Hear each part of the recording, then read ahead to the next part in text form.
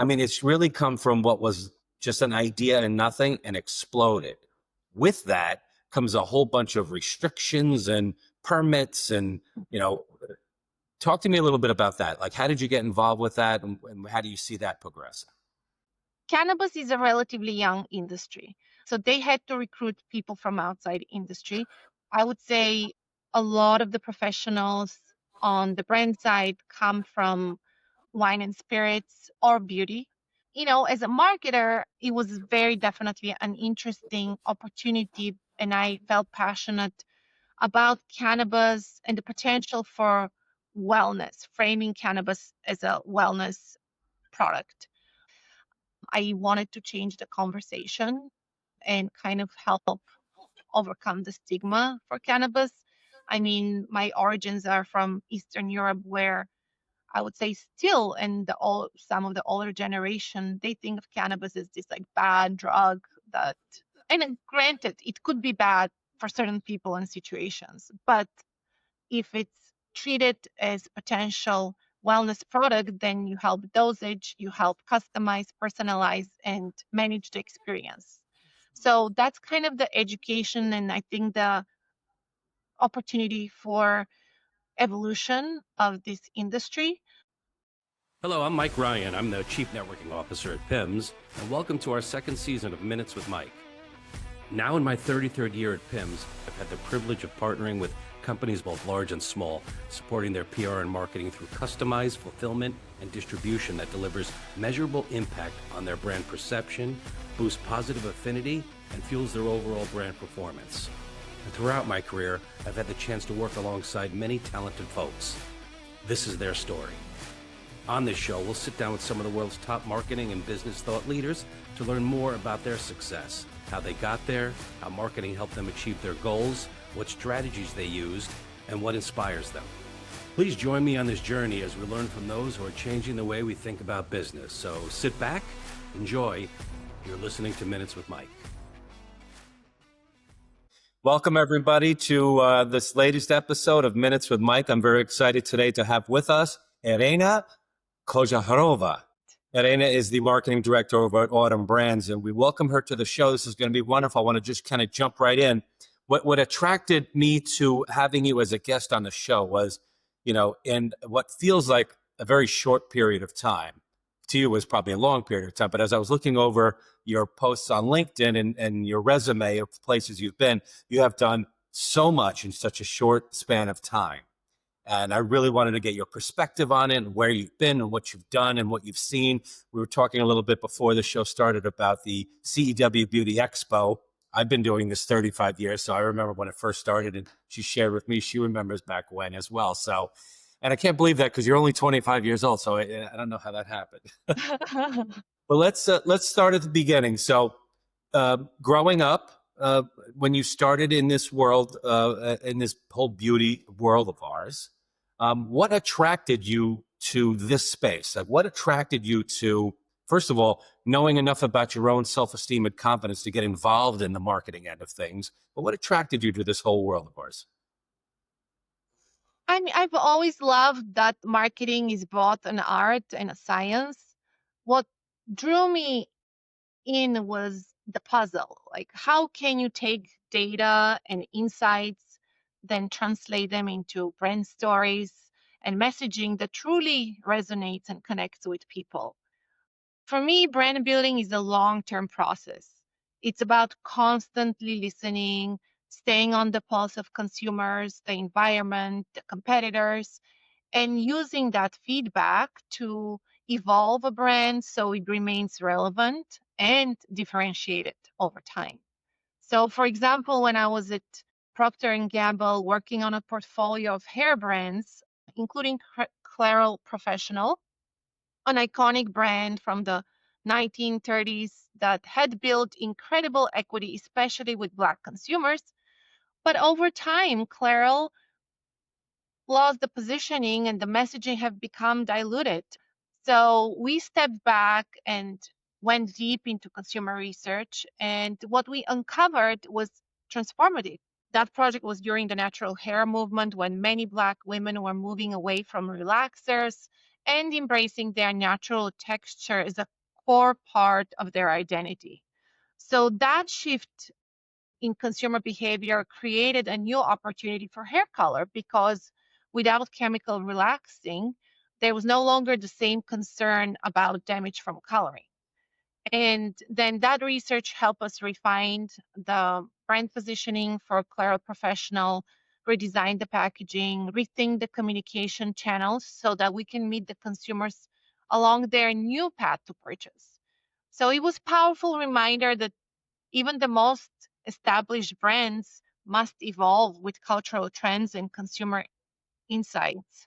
And you have a very unique perspective too, and I was really taken back at when we chatted earlier about the you started at Price Waterhouse, right? So you were in that direction, and then you kind of shifted gears when you went over to P&G, and then Estee Lauder and Mad Men, and so on. How does that work? How did that shift occur? Is it something like an opportunity opens up for you, or do you see that space starting to progress and grow and you want to kind of aim towards that?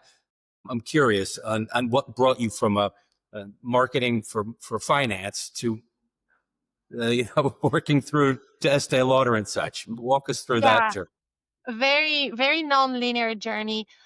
I've been more passion driven versus career driven person. For me, following my passions had opened doors. I started in B2B marketing with PricewaterhouseCoopers, as you mentioned. I manage global projects and large budgets. And that gave me a strong foundation in data driven decision making, cross functional collaboration. I was with PwC during Sarbanes Oxley regulatory changes and learned how to pivot under pressure and pilot new concepts in times of ambiguity. But despite the odds, I transitioned from a top advisory firm into beauty because I was passionate about brand marketing in the D2C space. And that experience taught me that careers don't have to be linear.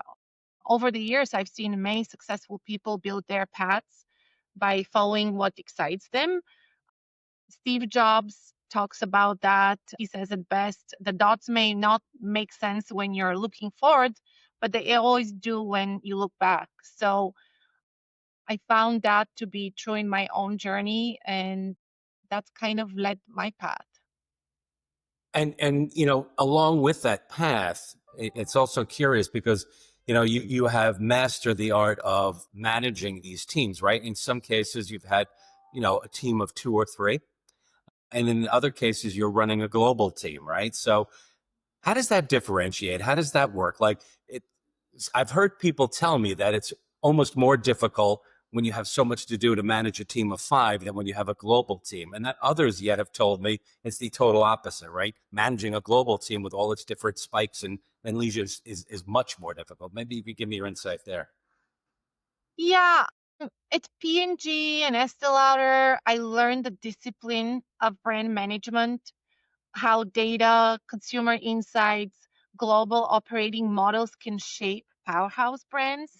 Working in emerging spaces like cannabis and wellness has been just as transformational, but in a very different way.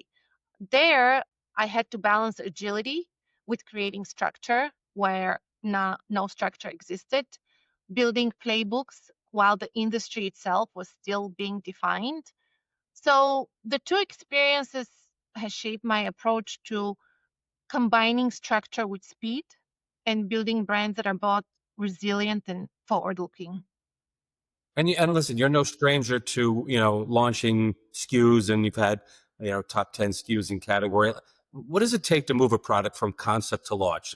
Being on my end of the industry, usually we come into the end of the world where the packaging, right, where we design and we strategically engineer the packaging to fit this product. But you start months and years before that. Like, what does it take? Like several successful launches. How does that work? With innovation and product launches, you kind of want to have the stage gates to ensure success, yet speed to market, there's always pressure for that because certain trends don't last. So it's a balancing speed to market with consumer trust, and which can be a challenge. For example, at P&G, at Freeman, Freeman is a good example because we significantly expanded the brand beyond the facial masking. It was the number one facial mask brand in America. And we not only grew 10 to 50 times the category, but we also got into new product segments. And we started with consumer research that helped us understand where we had the right to win with our core users. We validated our new directions and explorations with key retail partners and through digital concept and product testing. So we learned, for example, at Freeman, that our credibility was strongest in adjacent niche categories like toners, exfoliants, bath and body, not necessarily the serums and moisturizer space. So, where we were a brand that had this core facial masking, and that was one area to grow. In addition, we introduced two other new spaces. One was the trend-driven innovation, which helped us recruit new users, and another space was enhanced product offerings to upsell existing consumers. So great example to bring this to life is like we had this cosmic collection at Freeman. It started with shimmering peel-off masks infused with crystals and metallics, which tapped into the crystal wellness trend at the time. And it also had that Instagrammable, fun, word of mouth instant factor. Because it resonated both with consumers and retailers so well, we expanded the collection into bath fizzes, eye masks, and other body products. So that launch not only brought in new consumers, but also increased, for example, shelf space at top retail partners. Good segue into, I know you've overseen full funnel strategies from social to e-commerce to influencers. I wanted to get your take on, this kind of came out of nowhere, at least from my viewpoint, right?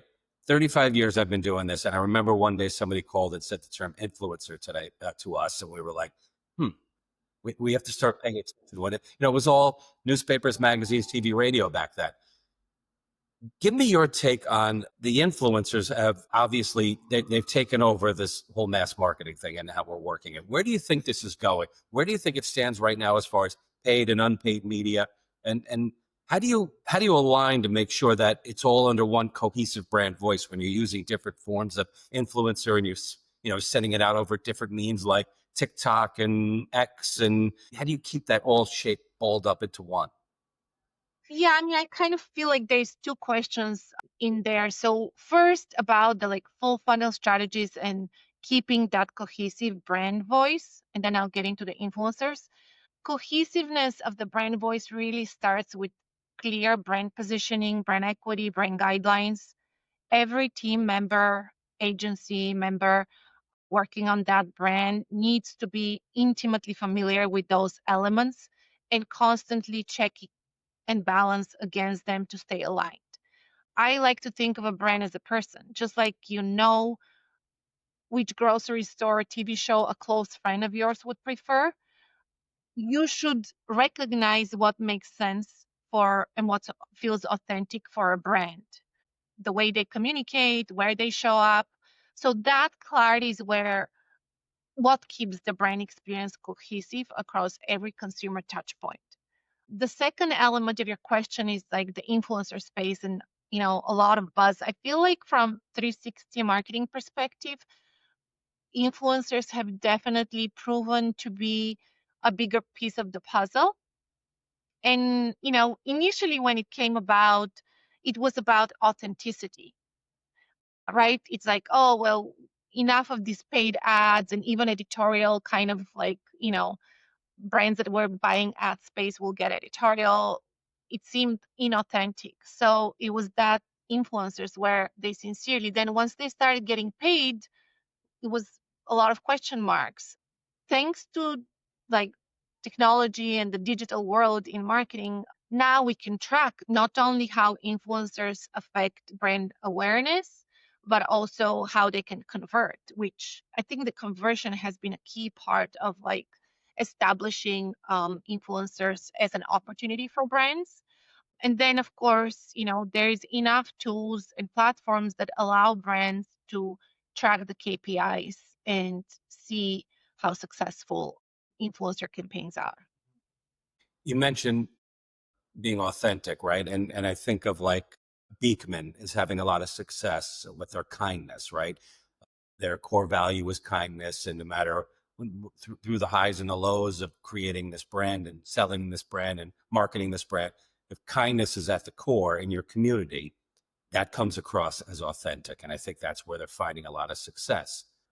Keeping, KPIs in mind, how do you ensure performance marketing doesn't overshadow brand storytelling? How do you keep the two of them as one? I think I bring them up because I think they're doing a really good job in being able to balance the two. How would you rate how they're doing, or what's your take on that?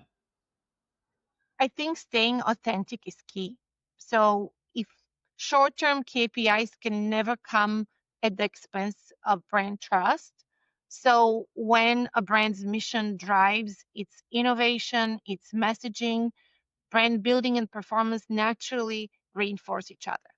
That's how you deliver strong results in the short term while you're building the long term brand equity by creating value. I mean, going back to which is what marketing is about, it's creating, communicating, and delivering value. And that's beyond product. Oftentimes, it's the messaging and the experience. I wanted to ask you about, I have this whole thing about trends I wanted to ask you, right? And I'm like, where should I put any questions about AI, right? But I don't think that's a trend. That's here to stay, and it's really guiding us. It used to be, how can AI help you out in your day-to-day workflow? And with us, with warehousing and fulfillment, how is it going to engage with us on the operations end? For you, maybe again, another part question. Tell me about how artificial intelligence is helping you in your world. What comes to mind when you think of that? And as the second part, well, answer that question first. Like, tell me what you think of the whole AI explosion and how it's helping or hindering your marketing world. I agree with you that it's here to stay. I think what's key, so there's the element of using it as a marketer in day to day, whether it's about design, presentations, copywriting. And what I find is important is that there's no shortcuts. So while it seems like it does create efficiencies, but just like briefing a designer, copywriter, any agency or team members, the quality of the output depends entirely on the quality of the brief. So when you use it thoughtfully and do the right preparation and briefing, AI can elevate deliverables and create efficiencies, but don't try to do shortcuts. And then, so that's more of the day to day, how it facilitates marketers. The bigger picture, I mean, a lot of the big companies have so many opportunities to leverage. And of course, the platforms, the tech tools that use AI to, make like, think of Netflix recommendations, whether it's a campaign, anything that's any part of a marketing campaign, you can get AI recommendations. So that intelligence and leveraging it with the different tools and analytics is very helpful. I mentioned also trends, right? So, one thing that's really big is these pop-up shops, right? As people develop TikTok shops, they do these pop-up shops where we work with a client that had us send something over to a flower shop, and she's going to have her sales team work there, and people were coming in. It was right here in Brooklyn. It was wonderful. We actually went because we wanted to check it out. We told her we were coming, and it was a line down the road. People are really, again, tying back into that whole authenticity thing. People really love when a product that they feel is their own comes to the local stage, right? And you're able to engage not only the team that helped build it, but actually the founders in some case. What kind of trends do you notice are on the uptick in the marketing world? Or how is it helping or hindering the marketing strategies of teams now, having these sort of things like pop-up shops? Or maybe, well, we'll talk about TikTok shop in a second, but tell me what you think about that trends. I mean, I think for pop-up shops, it's a great opportunity because, so many brands cannot afford having flagship stores. I mean, that's very expensive to make it worth the Mm-hmm. investment. You have to be a huge brand. So I think the pop-up shops are really helpful in to at a lower cost create that full brand experience, brand and product experience. And of course it's going to be temporary, but yet sort of like the solution for the smaller brands. So I understand why it's trending.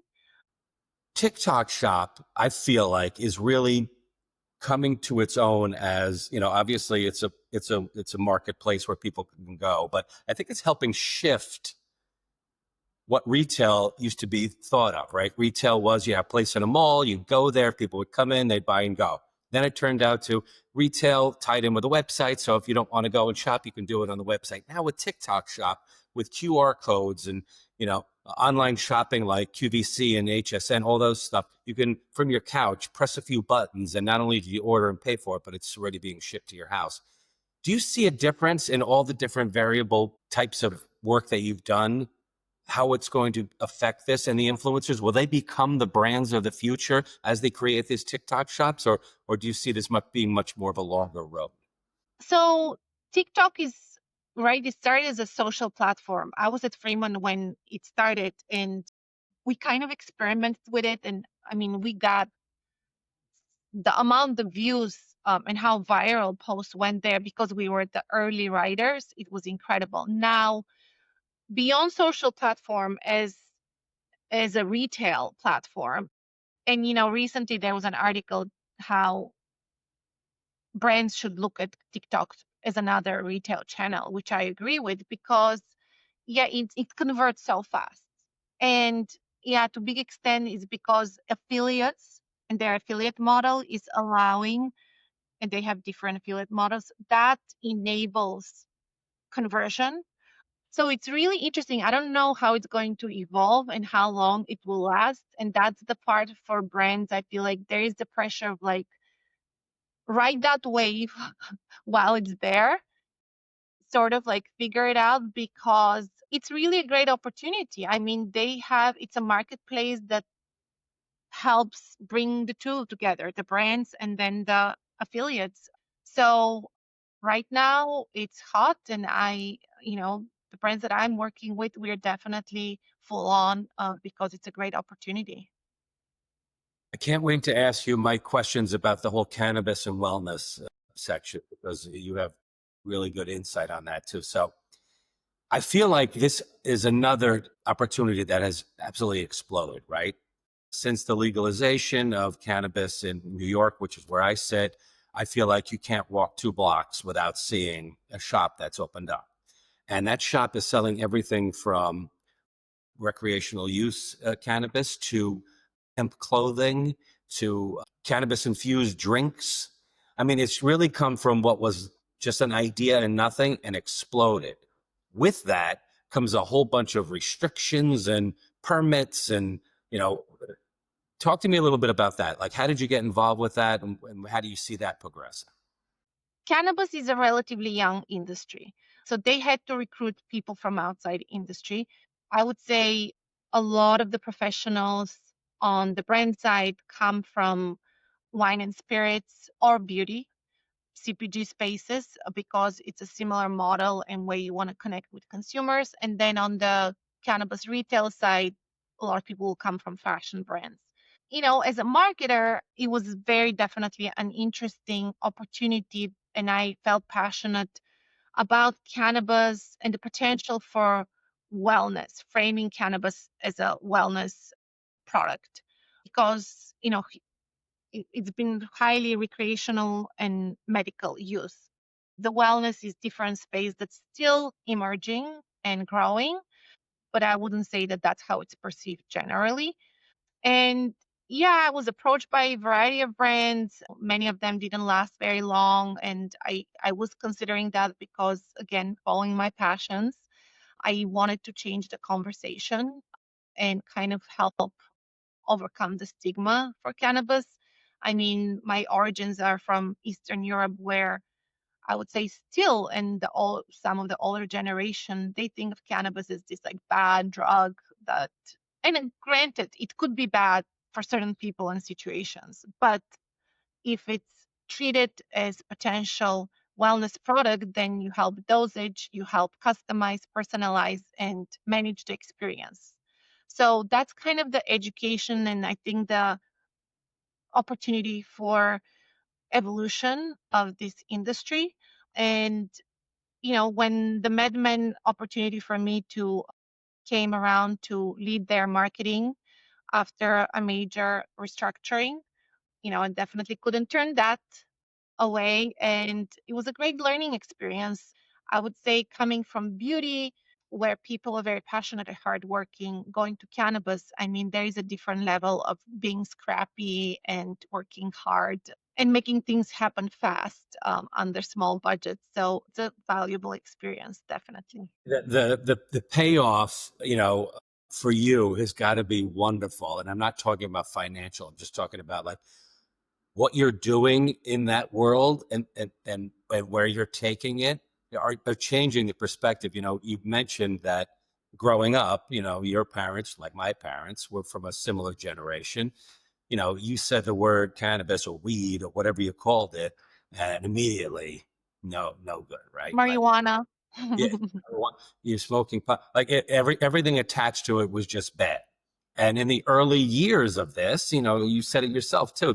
It's a young industry, and it's just started to see the sun a little bit from those days of, everything about it was negative. Now it's being proven in that wellness category that this helps you, this works well, everything taken, in proportion, but you can do this, you can do that. And the legalization, and I don't remember how many states it is this year right now, and eventually the whole country, is just showing you that people are open to these new ideas. And because you're sharing your journey and the ability to sort of discuss these points is the whole difference. So kudos to you for that. Oh, thank you. Yeah, I mean, I was at MedMen working on a campaign for Women's Day, and that was part of our new positioning where MedMen was associated as a very men's brand, and corporate was very all men. And fortunately, I was part of a leadership team that really encouraged and focused on inclusivity. So we did work on a campaign, and we partnered with our research company to create a press release. And working on the survey questions, I kind of had the instinct that, there's still a lot of stigma. And the survey proved that 2 out of 3 women would not share that they consume cannabis either with a close relative, friends, or in professional environment. And that was a couple of years ago. So that just shows you how, while it's legalized in many states, it's just very challenging, especially for states like California, because a lot of investors jumped on the wagon to get quick returns. They didn't get it. They pulled out. That compressed prices, such a competition. So businesses in any part of cannabis, from retailers to farms to brands, have been, going bankrupt because that's the dynamics right now. And certain regulations are still taking a long time.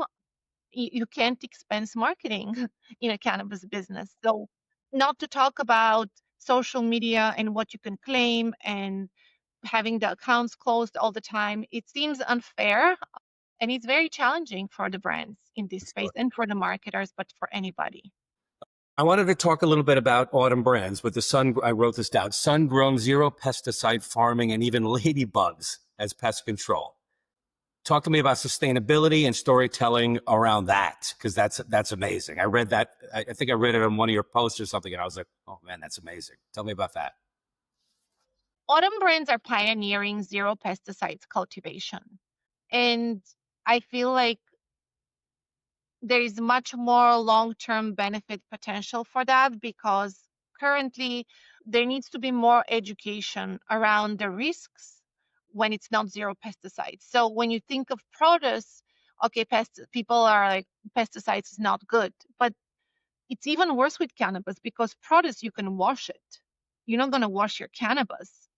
I mean, I come from beauty where clean beauty is also undefined, but brands will speak and really voice what they define as clean and what that means to them. So I think in cannabis, it's still very early on, and it could be misleading to consumers when a brand claims clean, or when they say pesticides free. Pesticides free means organic pesticides, which still includes pesticides, unfortunately. So it's not good. It's not a healthy choice.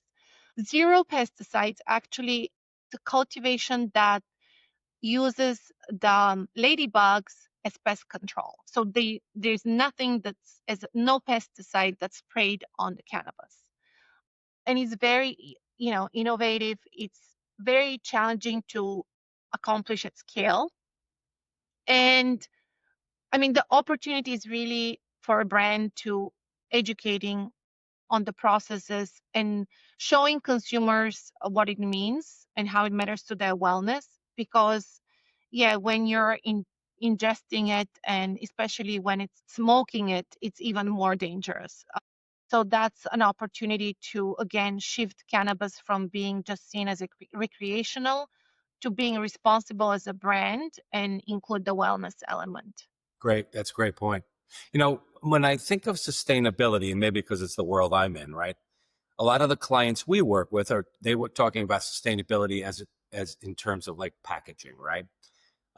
Back in the day, I keep using these terms, but back in the day, we would ship things with a tremendous amount of bubble wrap or crinkle, craft boxes, oversized boxes. In fact, now, Amazon, which is really built for speed of distribution and not so much the individuality of the boxes and that customization, they just want to get stuff in and out the door. But like I will order something from Amazon, it'll come in a box the size of, my shoulders, and it's this big. So there's still that, sort of thing that people are working around.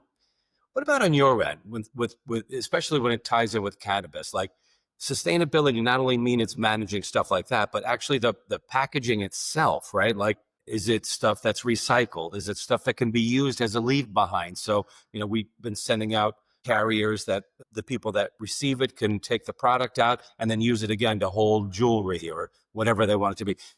What's your feeling about sustainability, how that's come and where that's headed? I think that I see sustainability playing a bigger role in beauty, just as a more mature industry with bigger players. Again, if you go to cannabis, I think some of the brands may have every intention, but not be able to afford all it's usually more costly, let's say that, when it comes Sadly, to. you're right. That's exactly right. So, I mean, I'm just being realistic. Like it takes money for a brand. So I think that if that's part of their core brand equity, of course, those brands will stick to it. But I see it being more prominent in beauty than in cannabis. But cannabis, just because it's naturally a wellness product, many of the brands do as much as they can, including choosing, making the choices for packaging mostly. Shifting gears a little bit here, I wanted to talk about leadership, right? So of course, as you've worked yourself up the chain, you have had many leadership roles. Today's day and age, the conversation continues about women leadership. One of our clients, Elf Cosmetics, is really big about, how many CEOs or board members are men versus women. I wanted to get your take on that. I've seen a couple of posts that you've thrown out there. I wanted to see how you feel that's evolving and your own experience in that, and how you think that's going for, women such as you that, put their time in and have grinded out these different efforts and done so many good things along the way. How do you think it's in 2025? How is it for the modern day marketing director or the woman who's in the marketing world as far as it is concerned with that? I've had positive experience, and I think it comes with being very confident. I mean, I moved to this country as a teenager by myself. So just me not giving any energy to and thinking of myself or being intimidated in male dominated cultures. I started in PricewaterhouseCoopers, but in their technology and venture capital practice. That was my first job. Huge company. I was at these events where women were probably 3% of 300 plus people. And I never, I mean, I feel like respect was there, but I also did not allow disrespect around me. And I think that it's important for us to stand our ground as women. I know there are situations where it could be challenging, and I definitely appreciate that how supportive women are of each other. But I also give credit to the men, whether it's been finance or beauty or cannabis, because men also make space and they give opportunity to women. So we just want to feel like we are worthy and ready for it because, you know, typically women in leadership carry more emotional intelligence, which, especially with the evolution of AI, it helps differentiate and set you up for long-term success. Well, that was a great answer.